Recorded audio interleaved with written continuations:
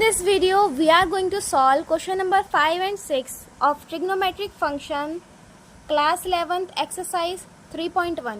So question number 5 says, in a circle of diameter 40 centimeter, the length of a chord is 20 centimeter.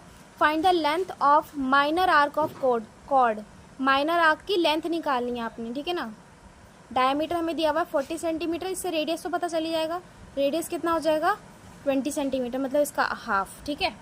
अब आप देखो यहाँ पे ये मैंने बना दिया है जिस तरीके से क्वेश्चन में बोला गया है. अब जिस तरीके से मुझे बनाना है, ठीक है, तो मैंने वो बना दिया. सिंपल सी बात है. देखो ये रेडियस दिया हुआ है 20 सेंटीमीटर, ये भी रेडियस है 20 सेंटीमीटर, कॉर्ड दिया हुआ है 20 सेंटीमीटर. तो ये इस ट्राइंगल को अगर आप ध्यान से देखोगे तो इसकी सारी साइड्स हैं इक्वल.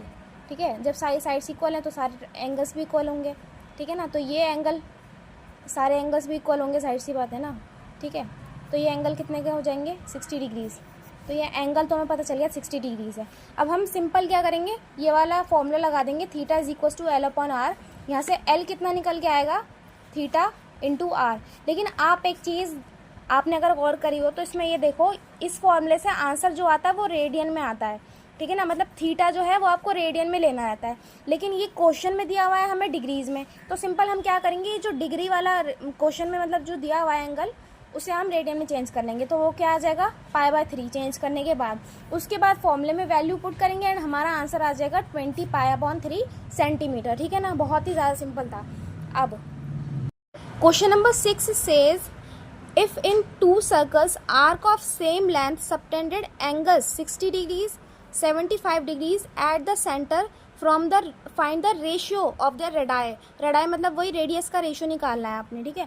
आपके पास दो सर्कल दिए हुए हैं जिनकी ये एंगल दिया हुआ है. ठीक है. एक का है 60 डिग्रीज और एक का है 75 डिग्रीज. इनकी जो लेंथ है, मतलब आर्क की जो लेंथ है, ये जो आर्क है यहाँ से यहाँ तक की जो आर्क होती है, इसकी भी जो आर्क है, उन दोनों की लेंथ बराबर है. समझ रहे हो इस चीज़ को. ठीक है ना. तो यहाँ पे ये फॉर्मूला लगेगा. देखो मैं करके बता देती हूँ किस तरीके से होगा. ये R1 अपॉन R2 आपने निकालना है. ठीक है. ये समझ गए. अब मैं आपको 10 बार बता चुकी हूँ कि अगर आप ये वाला फॉर्मूला लगाओगे तो आपको आंसर किस में मिलेगा, रेडियन में मिलेगा. ठीक है. लेकिन क्वेश्चन में आपको डिग्रीज दिया हुआ, तो सबसे पहले आपका काम ये होना चाहिए कि आप डिग्री को रेडियन में चेंज करो. तो सबसे पहले 60 डिग्रीज को मैंने रेडियन में चेंज कर दिया है. यहाँ पे कितना आ गया π/3. ठीक है. उसके बाद 75 डिग्रीज को आपने रेडियन में चेंज करना है, तो कितना आ जाएगा 5 π/12. इतना काम सॉर्टेड है. ठीक है. अब हम निकाल लेते हैं आराम से. ठीक है. R1 अपॉन R2 निकालना है ना. तो यहाँ पे मैंने क्या करा है, L1 अपॉन θ1. ठीक है ना. L1 और ये L1 बिल्कुल मतलब इसका ये जो L है वो इसके L के बराबर ही है. तो आप L1 लिखना चाहो तो लिख लो, वरना आपकी मर्जी है. ठीक है. तो यहाँ पे मैंने लिख दिया है R का फॉर्मूला क्या आ जाएगा यहाँ से, L अपॉन θ. ठीक है ना. तो L अपॉन θ. तो ये कितना है L1 और ये थीटा कितना था π/3. ये रहा ना π/3. एंड इसका भी ये सेम है 5 π/12. नीचे लिख दिया. L1 से L1 कैंसिल हो जाएगा क्योंकि दोनों बराबर हैं. अब यहाँ से क्या आया 5 π/12 एंड वो ऊपर जाएगा 3/π.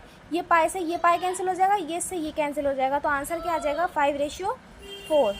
Simple and sorted.